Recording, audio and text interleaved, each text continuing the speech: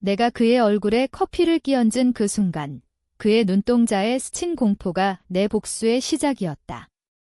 미친년, 이라고 소리치며 그는 자리에서 벌떡 일어났지만 나는 이미 그의 요구가 우리 관계를 산산조각 낸 걸 알고 있었다. 스리섬. 그 더러운 제안을 거절했다고 나를 몰아붙인 그놈. 이제 내가 그를 완전히 파괴할 차례였다. 그날 밤 서울의 번잡한 거리에서 나는 혼자 앉아 있었다. 아니, 앉아 있었다기보다는 무너져 있었다. 민준이와의 인연관계가 한순간에 끝나버린 기분이었다. 그의 말이 머릿속에서 맴돌았다. 왜 안 돼? 재미로 해보는 거잖아. 너만 사랑하니까 다른 여자랑 해도 괜찮아. 그 말을 듣는 순간 내 가슴이 찢어지는 소리를 들었다. 사랑. 그건 사랑이 아니었다. 그건 소유욕, 탐욕이었다. 나는 왜 그때 바로 헤어지지 않았을까? 왜 그의 눈빛에 속아 또 한 번 기회를 줬을까? 내 이름은 지은이다. 28살, 서울의 한 중소기업에서 마케팅을 담당하는 평범한 여자. 민준이는 대학 선배로 만난 이제 30살이 된 남자. 그는 IT 회사에서 개발자로 일하며 겉으로는 착하고 세심한 척했다. 하지만 속으로는 늘 자신의 욕망을 우선시했다. 처음 데이트할 때부터 느꼈지만 무시했다. 사람이 완벽할 수 없지, 그렇게 자신을 속였다. 이제 그 대가를 치르는 중이었다. 그날 오후, 우리는 홍대 근처 카페에 앉아 있었다. 평소처럼 웃으며 대화를 나누다 갑자기 민준이가 손을 잡고 말했다. 지은아, 우리 관계 좀 더 스릴 있게 해볼까? 나는 웃으며 물었다. 무슨 소리야? 그러자 그는 태연하게 말했다. 스리섬 해보자. 나 친구 중에 괜찮은 여자 있어? 너도 좋아할 거야. 그 순간 세상이 멈췄다. 내 귀를 의심했다. 뭐라고? 내가 되물었고 그는 진지한 얼굴로 설명했다. 요즘 젊은 애들 다 해보던데? 우리 사랑 확인하는 거지. 사랑 확인? 그건 변태적인 핑계였다. 나는 즉시 거절했다. 절대 안 돼. 그건 나한테 모욕이야. 민준이는 눈살을 찌푸렸다. 왜 그렇게 꽉 막혔어? 너만 사랑하니까 괜찮아. 그의 말투가 점점 거칠어졌다. 너 때문에 우리 관계 지루해. 좀 열린 마음 가져봐. 지루해? 2년 동안 내가 바친 시간과 감정이 지루하다고? 내 안에서 분노가 솟구쳤다. 그럼 헤어지자. 내가 말했다. 하지만 그는 웃었다. 헤어지긴 왜? 그냥 한번 해보자고. 그 웃음이 나를 더 미치게 만들었다. 집에 돌아온 후 나는 울었다. 아니, 울었다기보다는 이를 갈았다. 왜 내가 잘못한 기분이 들까?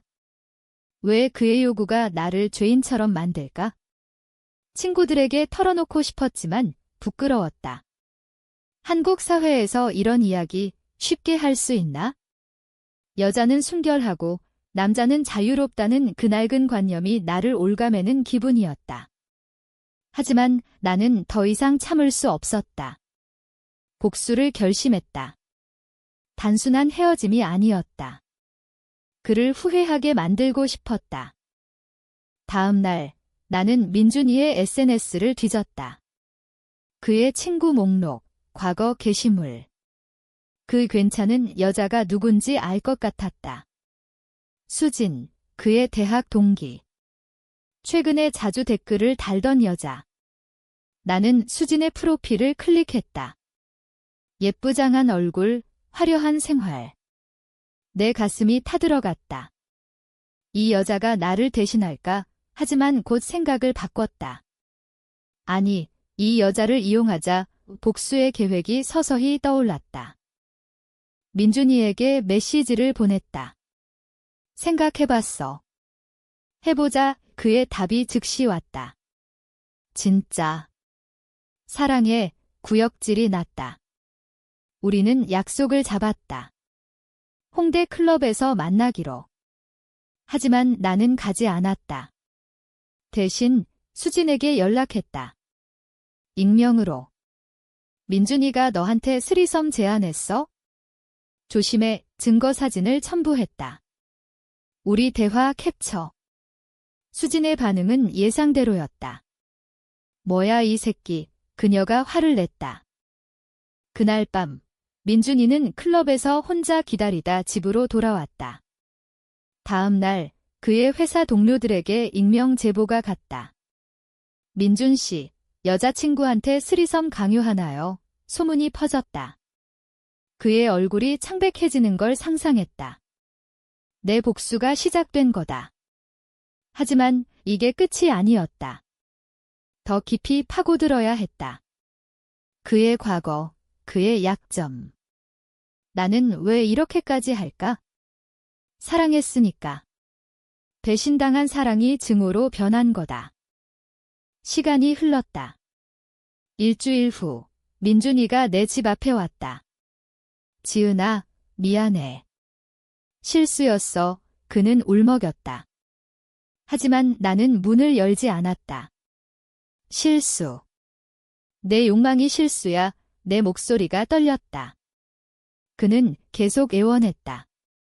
제발, 용서해. 하지만 내 마음은 이미 굳었다. 너 때문에 내가 얼마나 아팠는지 알아. 독백처럼 중얼거렸다. 이 고통, 영원히 기억하게 해줄 거야. 민준이의 애원이 이어질수록 내 분노는 커졌다. 왜 이제 와서 미안하다고? 그의 요구가 나를 얼마나 모욕했는지 그는 진짜 이해할까? 나는 창밖으로 그를 내려다봤다. 비가 내리는 서울거리, 그의 어깨가 축 처져 있었다. 좋아, 이 고통 느껴봐. 내 안에서 목소리가 속삭였다. 복수는 단순한 감정 배출이 아니었다. 나 자신을 되찾는 과정이었다. 다음 날, 나는 회사에 출근했다. 마케팅팀 미팅 중 동료들이 수근거렸다. 지은 씨, 요즘 표정이 안 좋아. 무슨 일 있어? 나는 웃으며 고개를 저었다. 아니에요. 그냥 피곤해요. 하지만 속으로는 민준이의 소문이 퍼지는 걸 즐겼다. 그의 회사, IT 업계는 좁다. 익명 게시판에 올라온 글, 오 회사 개발자, 여친한테 스리성 강요. 진짜, 댓글들이 달렸다. 개쓰레기네. 헤어져라. 민준이는 점점 고립될 거다. 수진에게서 메시지가 왔다. 너지. 그 제보 나는 솔직히 답했다. 응, 미안해. 하지만 알아야 할 것 같아서. 그녀는 화를 냈지만 곧 공감했다. 그 새끼, 나한테도 접근했어. 고마워. 우리는 의외로 대화를 이어갔다.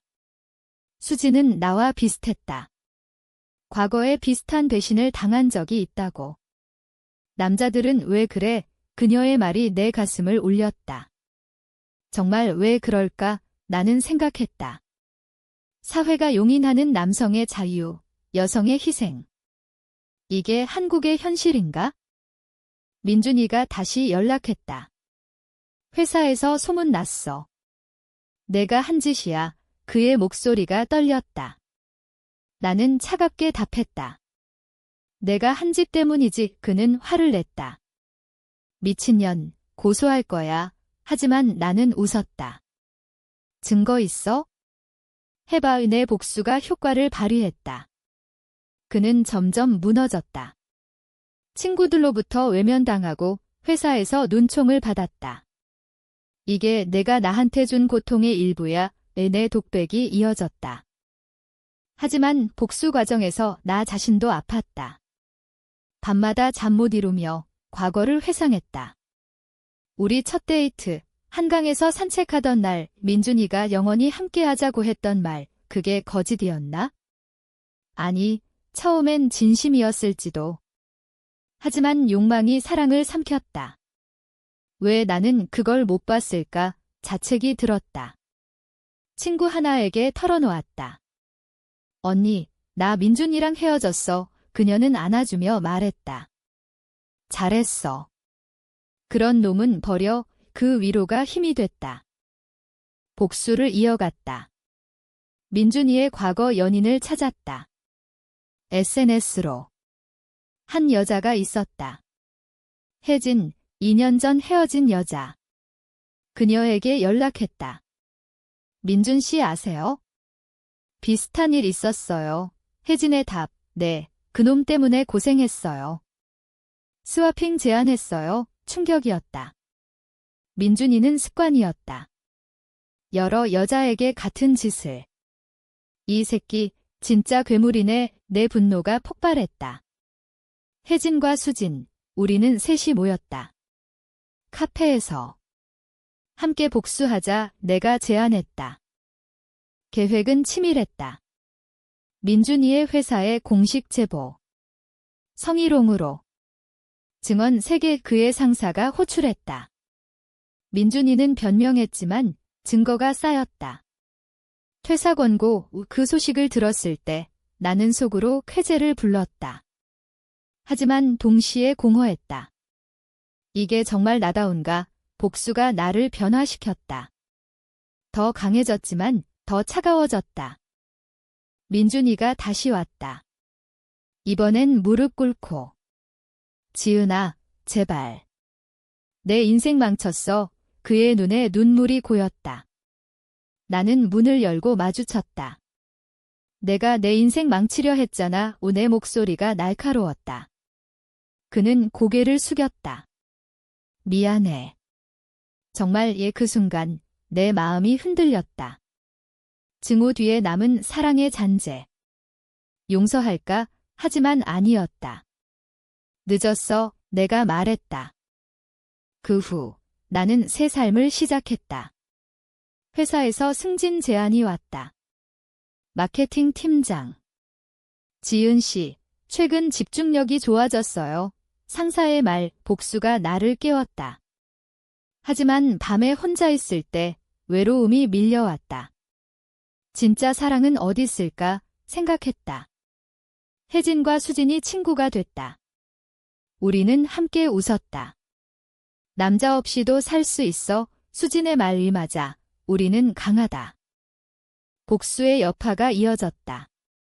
민준이는 퇴사 후 다른 회사로 이직하려 했지만 소문 때문에 실패했다. 그의 SNS가 조용해졌다. 친구 목록이 줄었다. 나는 멀리서 지켜봤다. 이게 공정할까? 가끔 의문이 들었다.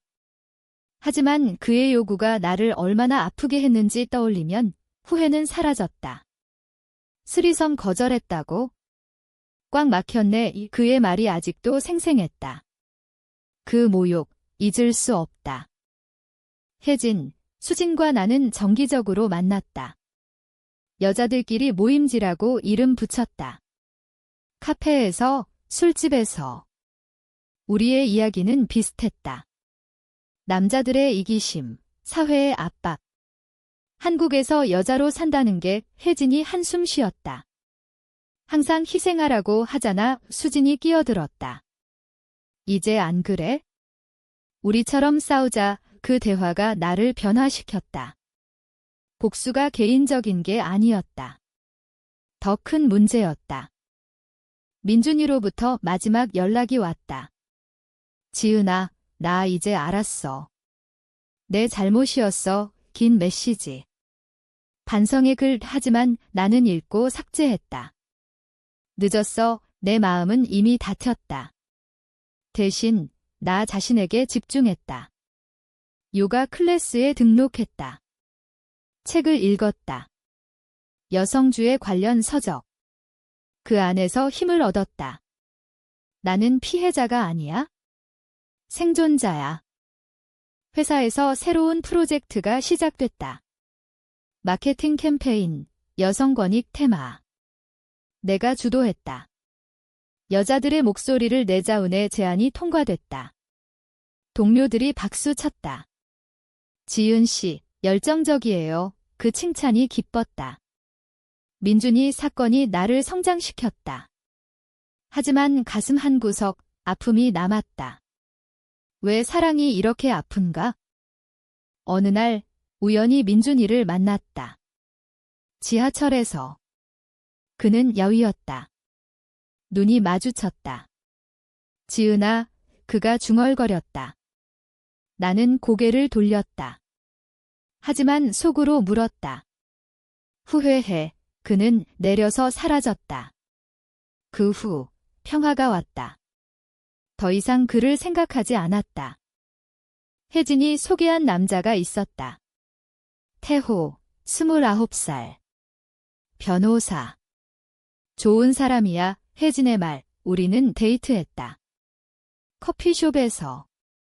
과거 이야기해도 돼? 내가 물었다. 그는 고개를 끄덕였다. 물론 나는 민준이 이야기를 했다. 태호는 조용히 들었다. 그건 잘못됐어. 너는 강해. 그의 말이 위로됐다. 이게 진짜 사랑인가? 하지만 서두르지 않았다. 천천히 가자. 내가 말했다. 태호는 웃었다. 알았어. 우리의 만남이 이어졌다. 산책, 영화. 민준이와 달랐다. 그는 존중했다. 내 의견이 중요해. 그의 말 이내 가슴이 녹았다. 하지만 조심했다. 다시 배신당하지 않게. 복수의 끝에서 나는 배웠다. 사랑은 강요가 아니다. 상호 존중이다. 민준이 사건이 나를 깨우쳤다. 이제 나는 더 강하다. 여자로서, 인간으로서. 태호와의 관계가 깊어졌다. 하지만 민준이의 그림자가 가끔 스쳤다. 또 그런 남자일까? 불안이 들었다. 태호에게 털어놓았다. 과거 때문에 불신해. 그는 안아줬다. 시간 줄기에 그 인내가 고마웠다. 우리는 천천히 나아갔다. 서울의 가을, 한강에서 산책하며. 미래 생각해봤어? 태호의 물음. 나는 웃었다. 조금씩. 회사에서 성공이 이어졌다. 캠페인이 히트쳤다. 여성들의 공감지라는 주제. 인터뷰 요청이 왔다. 지은 씨, 경험 공유해요. 나는 망설였다. 하지만 결정했다. 네, 할게요. 방송에서 말했다. 저는 배신당했어요. 하지만 일어났어요. 익명으로. 그 말이 많은 여성들에게 닿았다. 메시지들이 왔다. 힘내세요. 그 응원이 나를 채웠다. 민준이는 어딘가에서 제기하려 할 거다. 하지만 나는 상관없었다. 내 삶이 중요했다. 혜진과 수진, 우리의 모임이 커졌다. 더 많은 여자들이 합류했다. 피해자 모임이 아니라 강인한 여자들. 우리는 토크쇼를 열었다. 온라인으로. 남성의 요구, 어디까지, 주제. 논란이 됐다. 하지만 그게 목적이었다. 변화의 시작. 태호와 첫 키스. 로맨틱한 밤. 하지만 나는 멈췄다. 천천히 그는 이해했다. 내가 준비될 때 그 존중이 사랑이었다. 민준이와 비교됐다. 왜 그때 못 봤을까? 후회했지만 이제는 감사했다. 그 사건이 태호를 만나게 했다. 겨울이 왔다. 크리스마스. 태호와 함께. 선물. 그가 반지를 줬다. 약속 반지. 나는 눈물 흘렸다. 고마워. 우리의 미래가 보였다. 하지만 민준이의 마지막 메시지가 왔다. 축하해. 어떻게 알았을까? 스토킹. 불안이 들었다. 태호에게 말했다. 조심해. 그는 걱정 마. 내가 지킬게. 그의 말에 안심됐다. 복수의 여운이 사라졌다. 이제 용서의 시간. 민준아, 내가 배웠기를 바래. 이내 독백. 삶은 계속된다. 새해가 밝았다. 태호와의 관계가 안정됐다. 우리는 동거를 논의했다. 서울 아파트, 같이 살까? 그의 제안. 나는 고개를 끄덕였다. 좋아, 하지만 내 안에서 목소리가 들렸다.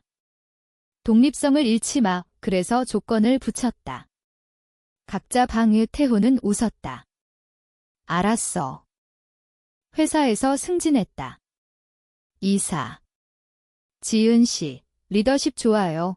상사의 말, 캠페인이 상을 받았다. 여성 인권상 시상식에서 연설했다. 이건 제 이야기예요. 하지만 많은 여성들의 이야기예요. 박수가 터졌다. 그 순간 민준이 생각났다. 내 덕분이야. 아이러니했다. 혜진이 결혼했다. 우리의 모임에서 만난 남자와. 축하해. 내가 말했다. 수지는 나도 곧 웃었다. 우리는 서로의 버팀목이 됐다. 민준이처럼 되지 않게 우리의 맹세. 태호와 여행. 제주도. 바다를 보며. 사랑해. 그의 고백. 나는 답했다. 나도 그 말이 진심이었다. 과거의 상처가 치유됐다. 하지만 민준이의 소식이 들렸다. 재취업했다. 하지만 소문 때문에 힘들다고. 후회할까 궁금했다. 하지만 연락하지 않았다. 끝난 일. 내 삶이 꽃피었다. 책 출간 제안. 배신과 복수, 자전적 에세이. 할게요. 결정했다. 쓰면서 치유됐다. 봄이 왔다. 태호와 결혼 준비. 간단히 우리의 합의. 가족들에게 소개했다. 좋은 사람이네. 어머니의 말 행복했다. 민준이로부터 편지. 미안해. 이제야 깨달았어. 반성. 나는 읽고 태웠다. 용서했어. 내 마음. 결혼식 날 친구들, 가족. 혜진과 수진이 들러리. 축하해. 그들의 눈물. 태호의 맹세. 영원히 존중할게의 맹세. 함께 성장하자. 그 후 우리는 행복했다. 아이를 계획했다. 여자아이, 강하게 키우자. 태호의 말. 내 이야기, 많은 여성들에게 영감이 됐다. 감사해요. 메시지들. 삶은 드라마였다. 배신, 복수, 치유.